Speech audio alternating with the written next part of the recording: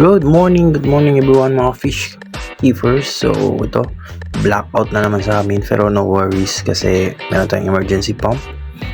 So yun, yan ang gamit ko, emergency pump, mura lang yan, so 100 plus sa Shopee. So power bank, nangiram, shoutout kay boss Raymart, pairam siya para may extra pa ako.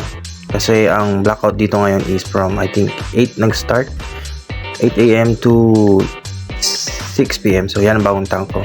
So hindi ko pa hindi nagamit. So yan. So sa tip, kung alam kasi namin na blackout na sa amin. So ang style is wag mo nang pakainin. Kagabi nung kahapon di ako nagpakain simula umaga. So to avoid ammonia sa tubig, sa poops nila. Kasi nga yan gamit ko rin pang condition sa tubig, mga water conditioner, which is okay pa rin yung isda ko kasi may emergency pump. So hindi talaga ako masyado nag-worried kasi may pump tayo. Yan, lakas niya 100 plus lang yan sa Shopee.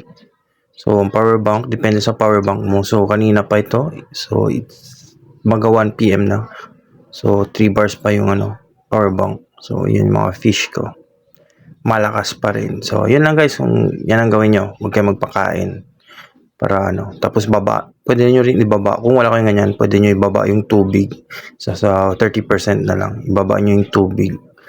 Tapos kung wala rin kayong emergency pump, kuha kayo ng tubig, tapos yung may container kanyo, drip lang, tulo nyo lang dyan para gumalaw yung tubig. So yun lang guys, sana makatulong itong video ko sa lahat ng mga fish keepers.